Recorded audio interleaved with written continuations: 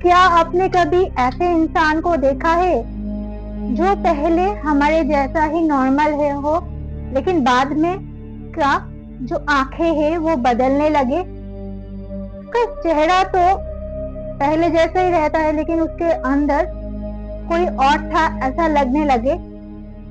आज का जो रियल स्टोरी है, एक डरावनी कहानी, रेल की आत्मा जो एक औरत के अंदर घुस जाता है, उसके बाद जो होता है उसके फैमिली में, वही आज मैं आप लोगों को सुनाने वाली हूँ। नमस्ते दोस्तों, मैं हूँ शताब्दी और आप देख रहे हैं प्रेत बैठक।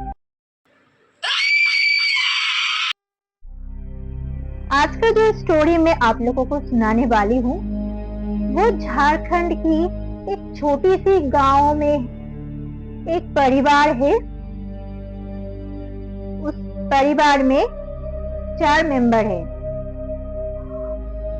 शशि जो एक हाउसवाइफ है, का हस्बैंड मनोज, का एक 8 साल की बेटी गुड्डी और सासी की सासू माँ। शशि के जो गांव में एकदम बाहर एक रेलवे पटरी है, इसमें ट्रेन जाया आया करते हैं। तो उस पटरी के जो भूतिया कहानी है वही मैं आप लोगों को आज सुनाने वाली हूँ। होता है यूं, शशि के घर में बहुत ही खुशहाली जिंदगी है। वो चारों मिलके खुशहाली अपनी जिंदगी जी रही है। लेकिन एक शाम को ऐसा होता है, शशि वो रेलवे पटरी के पास पहुंच जाती है, क्योंकि शशि की जो बेटी गुड्डी थी वो खेलते खेलते बहुत आगे निकल चुके थे। और जब शशि रेलवे पटरी में जाती है तो देखते हैं वहां पर रेलवे पटरी पर एक औरत बैठी हुई है। तो शशि अपनी बेटी को ढूंढ रही थी और वो औरत के बाल खुली हुई थी और उसका जो सर है वो ऐसे ही जमीन की तरफ ही झुका हुआ था।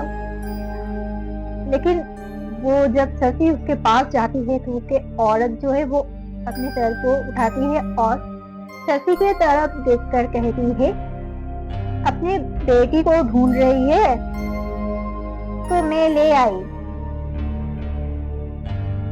तो शशि को कुछ समझ नहीं आता, वो सोचता है क्या कह रही है।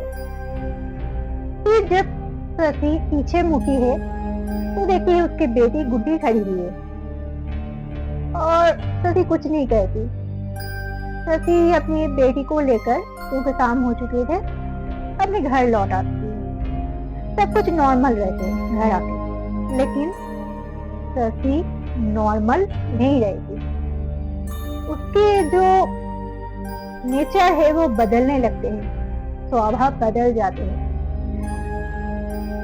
नेक्स्ट दिन से का जो बदलाव है वो सबको दिखाई देते हैं। यूं होता है, शशि किचन में खाना बना रही थी और अजीब से मतलब बिड़बिड़ा रही थी, अजीब से लैंग्वेज में अपनी बातें कर रही थी। और उसके जो हाथ में एक छुरी थी जिसमें वो सब्जियां काट रही थी, उसको लेकर वो कुछ अजीब सी बात कर रही थी और अपने जो हाथ है ना, हाथ में अपनी छुरी को चला रही थी। कि जो सासू माँ थी ना वो बाहर ही खड़ी थी, ये सब वो देख रही थी, सुन रही थी। जब वो अंदर आई तो शशि को रोकने के लिए, तो देखा कि जब शशि को उन्होंने पकड़ा तो शशि के जो बॉडी मतलब जो शरीर है ना, वो जो मृत इंसान के शरीर होते हैं ठंड पड़ जाते हैं, वैसे शशि के जो शरीर है ठंड पड़ गए हैं। तो उसके सासू माँ है ना, वो बहुत डर जाती है और शशि के शरीर में बहुत ताकत आ जाती है, उसको छुड़ा नहीं पा रही थी सासू माँ। शशि ने एक धक्का दिया, सासू माँ बहुत दूर जाके वो मतलब गिर गई। और अपने जो बेटे थे मनोज, शशि के हस्बैंड, वो तब उस टाइम घर में ही थे, तो वो अपने बेटे को बुलाने लगी तो जब मनोज दौड़कर आते हैं, देखते हैं कि शशि अपने हाथ को छुरी से काट रही है, उसके हाथ से बहुत खून निकल रहे हैं। तो मनोज पकड़ते हैं उसको जोर से, बहुत जोर से एक थप्पड़ मारते हैं और इस दौरान शशि बेहोश होकर जमीन में गिर जाती है। मनोज उसे वहां से उठाकर अपने कमरे में लेकर बेड में सुला देते हैं।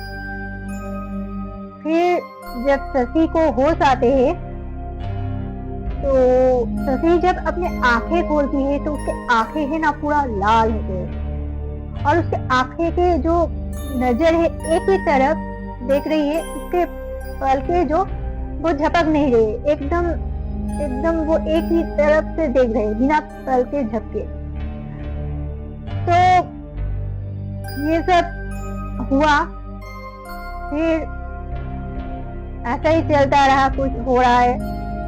एक दिन शशि रात को सो रही थी, फिर अचानक से उठ गई वो और उठ के शीशे के तरफ देखकर बहुत जोर से चिल्लाने लगी और उसके चिल्लाने की वजह से वो शीशा टूट गया। ये देखकर मनोज और उसके माँ बहुत डर गए। फिर घर में अचानक से बहुत ही डरावनी चीजें होने लगी। रात को दरवाजे अपने आप खुलने लगे, बंद होने लगे, जो डरावनी बातें होते हैं। बहुत ही आवाज करके खोल जाते थे और बंद हो जाते थे। फिर एक दिन शशि अपने 8 साल की बेटी गुड्डी का बाल पकड़ती है और बाल पकड़कर उसको खींचकर ले जाने लगती है और कहती है अजीब सी, वो मुझे मारने नहीं देते थे, वो मुझे ठीक से रहने नहीं देते थे, ऐसे करके बोलने लगी। फिर मनोज था वहां पर और उसके सासू माँ भी दोनों मिलकर को रोका, उसके हाथ से गुड्डी को बचाया।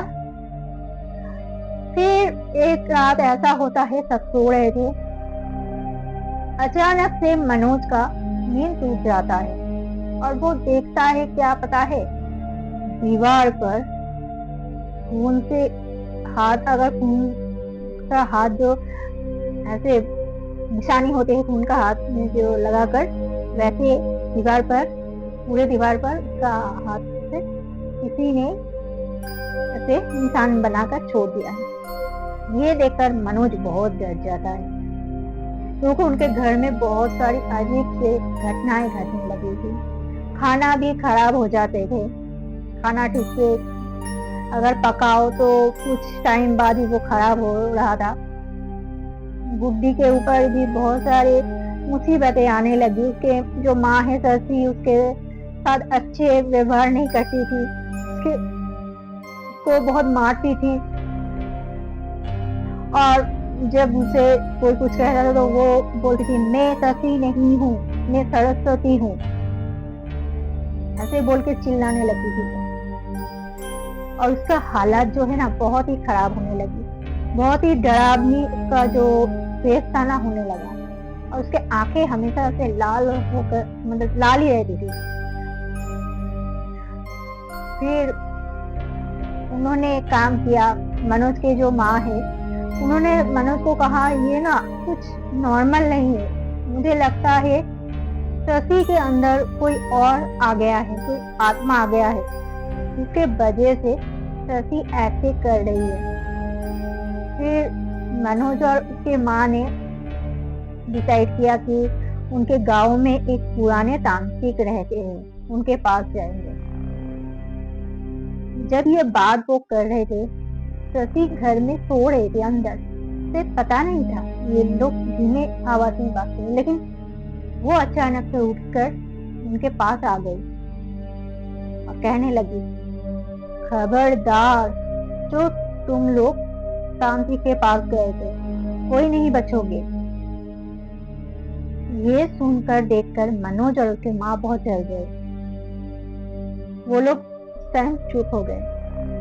शशि ने बोल दिया, खबरदार मत जाना, नहीं तो बहुत बुरी हालत होगी तुम लोगों की। लेकिन मनोज चुपके से तांत्रिक बाबा के पास जाते हैं और उन्हें उनके घर में जो हो रहे हैं, शशि जो कर रही है घर में, वो सब उनको बताते हैं। तांत्रिक बाबा ये सब सुनकर कहते हैं कि मुझे पता है ये सब क्यों हो रहा है, क्योंकि बहुत साल पहले रेलवे पटरी पर एक औरत सरस्वती नाम की थी, जो वहां पर काटकर उसकी मौत हो गई थी और उसके पति है ना उसे छोड़कर जा चुका था उसके बच्चे को लेकर, क्योंकि वो अपने बच्चे के ऊपर बहुत टॉर्चर करती थी, क्योंकि वो अपनी शादी को लेकर खुश नहीं थी, इसलिए उनके घर में बहुत कलेश लगे रहते थे। इसलिए उसके हस्बैंड को छोड़कर चला गया था बच्चे को लेकर। इसी दुख में सरस्वती ने जेल में जाकर खुदकुशी कर ली थी। फिर वो तांत्रिक बाबा कहते हैं कि ये उन्हीं औरतों को अपना शिकार करती है जो अपने पति और बच्चे को लेकर खुश है, उनके साथ अच्छे रिश्ते हैं, उन्हीं के ऊपर ये जलती है, इसको जलन होती है कि इसको सब मिल रहा है, मुझे क्यों नहीं मिला ये सब, मुझे भी तो मिलना चाहिए था, इसलिए ये ऐसा करती है जलन के मारे। फिर वो तांत्रिक बाबा ने ऐसा किया कि उनके घर में उन्होंने कहा तुम्हारे घर में एक पूजा रखना होगा, जो वो एक हवन है वो हवन करेंगे, कुछ और क्रिया है वो भी करेंगे। तो वो लोग मान गए। फिर एक रात उन्होंने वो पूजा किया, हवन किया और शशि को एक कमरे में बंद करके रख दिया और उसके कमरे के चारों ओर बाहर से गोबर, नमक और हनुमान चालीसा रख दिया। जब वो ये पूजा कर रहे थे तब शशि अंदर से बहुत चिल्ला रही थी, मुझे बाहर आने दो, मुझे यहाँ पर कैद करके क्यों रखते हैं, मैंने क्या किया है, मुझे जाने दो, मैंने कुछ नहीं किया है, ऐसे करके चिल्ला रही थी, बहुत ही चिल्ला रही थी, बहुत उन लोगों को डरा भी रही थी।